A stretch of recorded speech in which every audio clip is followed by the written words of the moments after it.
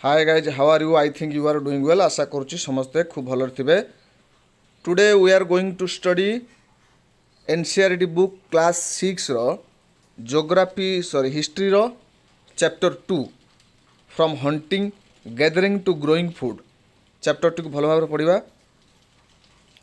As always सब जमी गोटे थॉट रू आरंभ करे, क्लास थॉट रू आरंभ करी। If you really want to do something then you find an way. If you not, then you find an excuse. पिला माने जदि आम सतर किसी करने चाहूबा जीवन में ताले आमको रास्ता मिल जाव, उपाय मिल जाव। जदि आम किसी करने चाहू ना आमको बाध्य कर कहार प्ररोचन करुवा ताले आमको एक्सक्यूज मिल जाव, किसी खसवा बाट मिल जाव। आम सब एक्सक्यूज देदेबा जे मो पाखे एमती साधन ना, एमती जिनस ना, सेमती जिनस ना। तबे यही थट पर आम आरंभ करवा आज चैप्टर। पिला माने जो माने पूर्व वीडियो सब देखी ना हो, पूर्व चैप्टर वीडियो अच्छी, एनसीईआरटी सॉल्यूशन अच्छी, विभिन्न क्लास विभिन्न सब्जेक्ट उपर आम क्लास होती। विशेष करके जो माने ओडिया मीडियम पिला जो मानक असुविधा टी होता है इंग्लीश टू इंग्लीश बुझापी से स्पेशली इंग्लीश टू ओडिया आम करने चेष्टा करुँ। वीडियो को संपूर्ण देखिए। Chapter 2 from hunting gathering to growing food. Hunting gathering कौन? प्रथमे टाइटल जो शुणिया माने तो मन भर गोटे प्रश्न आसुव जे कौन हंटिंग आउ गैदरिंग कथा कहीं कहुई। टू ग्रोइंग फूड, खाद्य संग्रह करने, शिकार करवा बा संग्रह करवा, यहाँ कौन आस टर्म कहीं आसला? पे यार कारण यार अर्थ आम धीरे धीरे बुझा। तेबे स्टोरीटी रु आरंभ हो विषयटी तुषार ट्रेन जर्नी। तुषार नामक जड़े पिला तार ट्रेन जर्नी रु ट्रेन यात्रा आरंभ हो विषयटी। Tushar was going from Delhi to Chennai for his cousin's wedding. पिला माने कजन तुम मन रखिबो। कजन हेउची जो बापांकर भाईंकर पिउसी मानकर जो पुओ होता है ताको कजन बोली कहा जाए। जमिति कि आम दादांकर ककांकर माउसी पिउसींकर पुओं को कजन बोली आम कहि परिबा। तांकर कहा जनकर वेडिंग माने विवाह थिला, से जाउछय। They were travelling by train and he had manage to squeeze into the window seat. से जमी सेमती गोटे विंडो सीट झरका सीट पाई जाइथिला। पिला माने बसिबा झरका सीट रे खूब भल पाती, झरका पाख सीट रे। And houses his nose glued to the glass pane. तार नाक चापी होइक रहिथिला बा लागी रहिथिला काच पाखकू। अर्थात से ट्रेन लो कोनोसी बगीर झरका पाखकू बसथिला एवं पूरा भिड़िकी मुह को देखुला। पिला माने देखिया को बाहर दुनिया को भल पाती। देखिया भीतर से देखुला as he watched trees and houses fly past his uncle tapped his shoulder and said. जितेबाला से देखुला घर गुड़िक गछ गुड़िक सब पार होकर जाऊे, ट्रेन आगू आगू माड़ी चलता। ठीक यही समय अंकल तांकर कांध को पिलाटर कांध को हाथ पकड़े एवं कहले, do you know the trains were first used about 150 years ago and that people began using buses a few decades later. पिला माने डिकेट्स को लक्ष्य कर, डिकेट्स माने दशंधि, 10 वर्षर अवधि को दशंधि बोली कहा जाए, 100 वर्षर अवधि को शताब्दी बोली कहा जाए ओडिया रे। से कहउछन तांकर अंकल कहले, अरे जानिचु जे ये ट्रेन टी पाखापाखि 150 और 150 वर्ष पूर्व ही आसिला। 150 वर्ष पूर्व लोक मैंने आउ ट्रेन व्यवहार करूँ, ता पूर्व बस व्यवहार करते। तेरे बस पूर्व कौन व्यवहार करुवे? तुषार वंडर्ड, तुषार आश्चर्य है when people could not travel quickly from one place to another. सेतबले पिला लोक मैंने जितेबाला बस नथिला, ट्रेन नथिला, लोक मैंने केमी जीवा आसिया करुवे, केमिति से गोटे स्थान अन्य स्थान को जाऊे और जीवाई केते डिफिकल्टी जो से सामना करुवे। Did they spend their entire lives wherever they were born. से पुणी मन मन भाविला जे सतर कौन से लोक मैंने जो जन्म होते से ही केवल जीवन त्याग करुले, अन्य कौन जगह को जापार नथिले। Not quite. तेबे तुम मान मन पिला माने प्रश्न आसुवे, कौन प्रश्न? से प्रश्न एमती आसुव जे पूर्वर लोक मैंने केमी जीवा आसा करते सतरे। एबे तो आम ट्रेन आम प्लेन भी जाऊे, उड़ा जहाज जाऊे, बुलेट ट्रेन भी आसला। किंतु से समय पूर्व समय लोक मैंने सतर केमी जीवा आसा करते? गोटे छोटिया स्थान को अल्प दूर स्थान को घंटा घंटा समय नहीं जाऊे, तांकर एंटायर लाइफ को से जीवा आसबार कौन कटई दूसरे? ये बड़ प्रश्न पिला तुम सामने टिके चिंता कर पिला माने। कारण जो हिस्ट्री पढ़ो समस्त कहते हिस्ट्री एक बोरिंग सब्जेक्ट। जो हिस्ट्री पढ़ो पिलाने बहुत एंजॉय करके पढ़ो तेबे जाई खूब मजा लगे मन रब एंजॉय कर कथा कौन पिलाने तुम्हें मन पकाओ तुम्हें सतरे चिंता कर जे तुम्हें बर्तमान फेरी जाओ 150 वर्ष पूर्व को बा 1000 वर्ष पूर्व को बा 5000 वर्ष पूर्व को तुम निजक नहीं 5000 वर्ष पूर्व रखिक देख जे तुम आखपाखे से बिल्डिंग घर नथिबो रास्ता नथिबो जीवा आसापी पिच रास्ता नथिबो गाड़ी नथिबो तुम केमिति जीवो तुम जड़े चिन्हा परिचित सांग साथी को देखा करने खाद्य संग्रह करने आउ किसी भी काम तेबे पूरा इंटरेस्ट बढ़ियो तुम जानापी तो सतर से केमती लोक मैंने जाऊे देखा the earliest people why were they on the move प्रथम जाना द अर्लीस्ट पीपुल अर्थ कौन कही पिलाने ना पुराना समय लोक मैंने earliest people they were why were they on move से कहीं जाऊे जीवासा प्रथम कहीं करें आम चिंता करवा जमी आम बर्तमान जीवासा कर विभिन्न कारण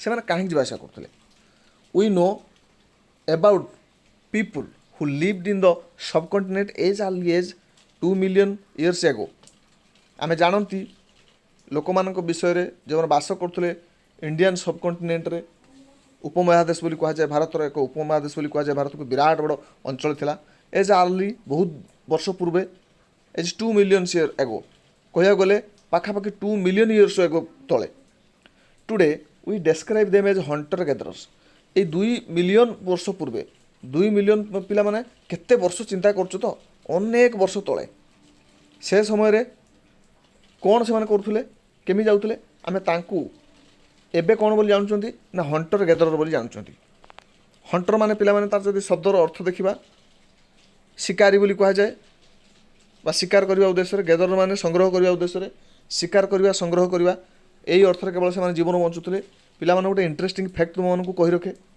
जदि आम पुराना दिन समय कथा मन पकेबा जो समय लोक मैंने गुंफार रोते खाइबा कौन जान थे आधुनिक जुगर समय कथा मन पकेबा जो दिन पाख लोक सीझा खाइबा जान रोषे कर खाइबा जान घर रही जो विचार को नि जाए ताले आम मनीष सृष्टि होबार आज पर्यंत जिते समय अच्छी से पिला माने 99% समय आमे कंचा मांस खिया बा प्रस्तर जुग समय थी मात्र आमे जिते डेभलप कर समयटा को तुम्हें सीना बहुत बड़ भावुथो किंतु ह्यूमन हिस्ट्री भितर या मात्र 1% बर्तमान जी आम डेभलप कर मात्र 1% इंटरेस्टिंग फैक्ट नुहे कि पिला देन देखा the name comes from the way in which they got their food ए नाटी हंटर गैदरर कौटू नाटी आसला the name comes from the way in which they got their food से माने खाद्य संग्रह कर प्रक्रिया को लेकिन ये नामकरण करा जायछि हंटर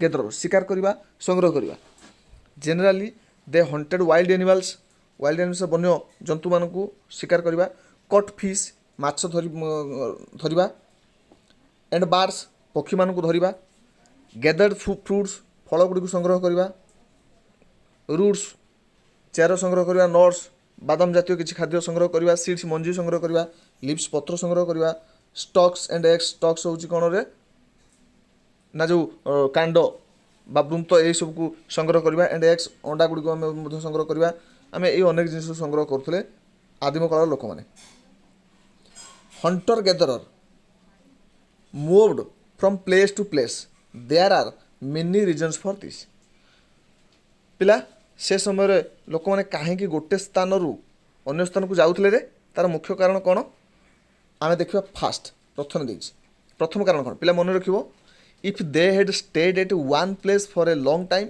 जदि से गोटे स्थान अधिक दिन धरी बास करुले they would have eaten up all the available plant and animal resources सेटार उपस्थित थिबा समस्त प्लांट रिसोर्सेस एनिमल रिसोर्सेस को खत्म कर दौले शेष कर दौले ताने गोटे जगार जब जंगल में रोते से अनेक दिन धरी किसी लोक से अंचल सबू गचर मिलुवा खाद्य आउ एनिमल रिसोर्सेस माने पशु पक्षी माने सरी आसुले therefore they would have had to go elsewhere in search of food ताले से अन्य जगह जाऊले अन्य किसी खाद्य संग्रह करने आउ किसी खाद्य संग्रह करने ताले पिला प्रथम कथा जानल रे मन रखिल देन दिवा सेकेंड को सेकेंड रही animals move from place to place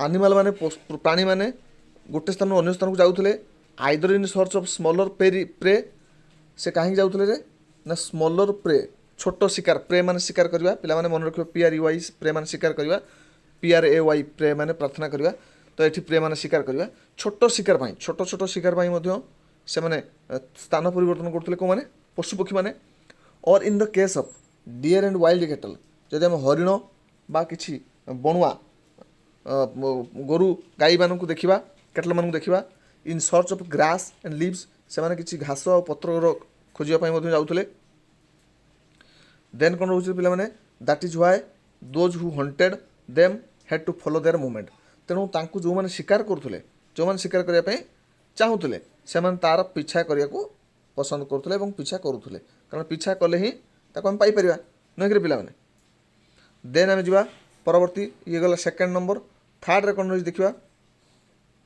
third रे रही plants and trees bear fruit and in different season भिन्न ऋतु से गछ हूँ जो गछ पत्र बण जंगल जहाँ अच्छी से सब कौन करती ना विभिन्न ऋतु विभिन्न प्रकार फल सब होता है तुम जान सीजनाल फ्रुट सब कहुए जामुकोली हबार समय अलग आंब हबार समय अलग नुहे कि पणस सपुरी काजू सेव जहाँ जहाँ भी अच्छी दुनिया जो ये सब अच्छी ये सब विभिन्न प्रकार समय विभिन्न प्रकार फल होता है तेरे लोक से समय लोक मैंने कौन करते गोटे निर्दिष्ट ऋतु को लक्ष्य करुले एवं निर्दिष्ट ऋतु केउं केउं फल होउछि से जानुले एवं ता परे सेही फल को खायापाई से सही अंचल को निर्दिष्ट अंचल को जाऊले जान पे मैंने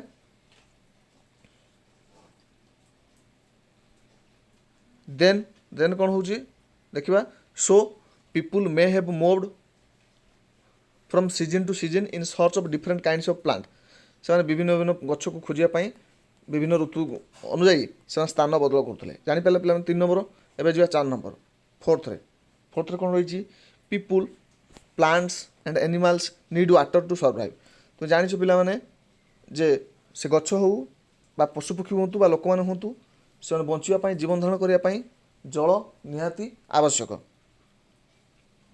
water is found in lakes ताल जल कौटू मिले लेक्स रु मिले ह्रदरू स्ट्रीम रु मिले झरणा स्रोत रु मिले रिवर्स नदी रु मिले while many rivers and lakes are perennial अनेक नदी एवं ह्रद कौन पेरेनियल मन रखिए पे पेरेनियल हूँ with water through out the year वर्ष सारा जो मैंने प्रभावित होती जहाँ ओडिया आम चिर स्रोता कहीपर ओदर्स आर सीजनाल किसी सीजनाल जो वर्षा दिन में भर्ती होकर चलती और अन्य दिन सुखिला पड़ती people living on their banks banks माने पे मैंने टंका रखा स्थान नुह बैंक्स माने नदी तट बा कौन जलाशयर तट भाग कूल आड़ी would have had to go in search of water during the dry seasons winter and summer तेज विंटर आउ समर सीजन जो ड्राई सीजन तक कहुए ये ड्राई सीजन में मनुष्य खोजा जाए कौटी ना पानी खोजा जाए तेणु स्थान परिवर्तन करें पे नेक्स्ट देखा how do you know about these people आम एत कथा जानीगले से कहीं जाती जानीगले चारिटा कारण जानले मुख्यतः पे तेबे से एठी कहूँ how do you know about these people आम से लोक मान विषय जानू केमती आम जो एत कथा कही पकाउछंती से समय से लोक मैंने कौन करते आम केमी जानू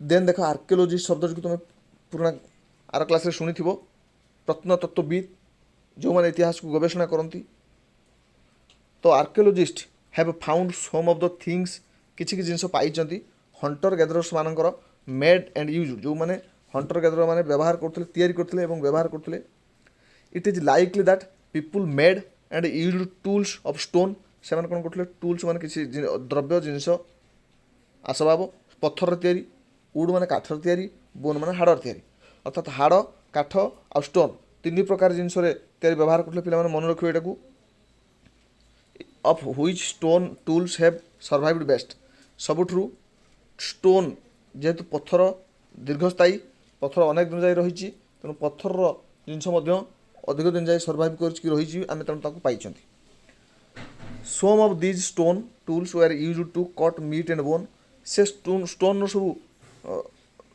टूल कौन कराउथला रे ना से माने व्यवहार करते कौन पाई कट मीट मांस काटिया आम मांस काटिया विभिन्न प्रकार जिन रखुन छुरी बा कटुरी पनिकी से पत्थर ही काटुले एंड बोन मांस और हाड़ काटिया से व्यवहार करते स्कार्प ब्लैक स्कार्प ବାର୍କର ଅର୍ଥ କ'ଣ ପିଲାମାନେ?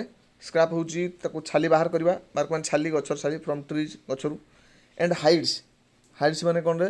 ଆନିମାଲ୍ ସ୍କିନ୍, ପଶୁମାନଙ୍କର ଛାଲକୁ ହାଇଡ୍ସ ବୋଲି ମଧ୍ୟ କୁହାଯାଏ। ଆଉ କ'ଣ କରୁଥିଲେ ହେଲେ? ଚପ୍ ଫ୍ରୁଟ୍, ଚପ୍ ଫ୍ରୁଟ୍ ମାନେ ଫଳ କାଟିବା। ଆଣ୍ଡ ରୁଟ୍ସ, ଚେର ବାହାର କରିବା, କାଟିବା। Some may have been attached to handles to bone of bone or wood to make spear. କିଛି କିଛି କ'ଣ କରୁଥିଲେ ସେ ପଥର ଗୁଡ଼ିକୁ? ନା ସେମାନେ ମେକ୍ ସ୍ପିୟର୍ସ, ସ୍ପିୟର୍ ମାନେ କ'ଣରେ ମନେ ରଖିବ?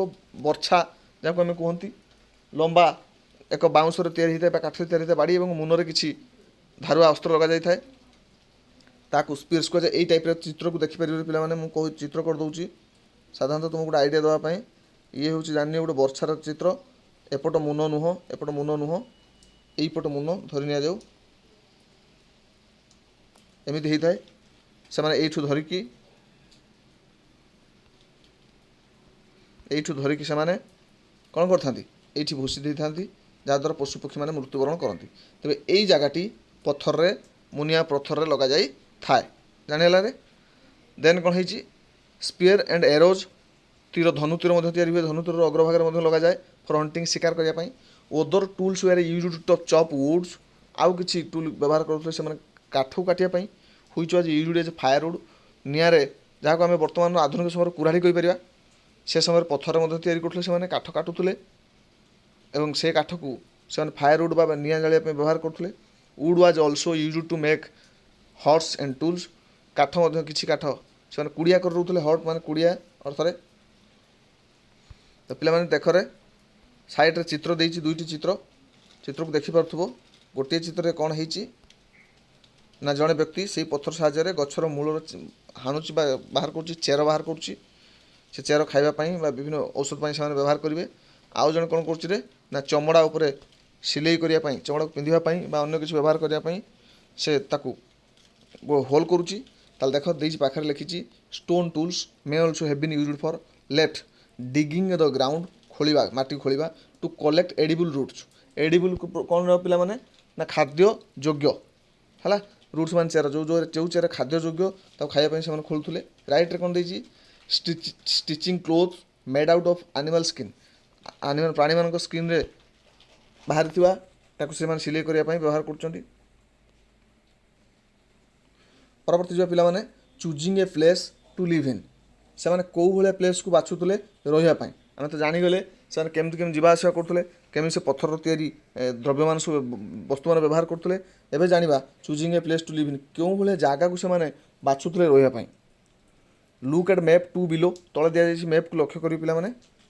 All the places marked with red triangles are sites from which archaeologists have found evidence of hunter gatherers. ସେ କହିଛି ଯେଉଁ ଟ୍ରାୟାଙ୍ଗଲ୍ ଦେଇଛି, ଏଇ ତଳ ଚିତ୍ର ଦେଖିଥାଅ, ଯେଉଁ କେତେଟା ଟ୍ରାୟାଙ୍ଗଲ୍କୁ ମୁଁ ତୁମକୁ କହିଦେଉଛି। ଗୋଟେ ଟ୍ରାୟାଙ୍ଗଲ୍ ଏଇଠି ଦେଖ, ଭୀମଭେତ୍କା ଏକ ଟ୍ରାୟାଙ୍ଗଲ୍ ଚିତ୍ର ଦେଇଛି। ଟ୍ରାୟାଙ୍ଗଲ୍ କେଉଁଠି? ଏଇଠି।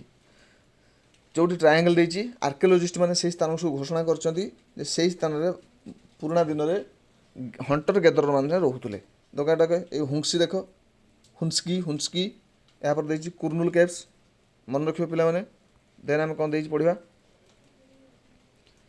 Hunter gatherers lived in many more places, only some are shown on the map। ପିଲାମାନେ ହଣ୍ଟର ଗେଦର ମାନେ ବହୁତ ଜାଗାରେ ରହୁଥିଲେ।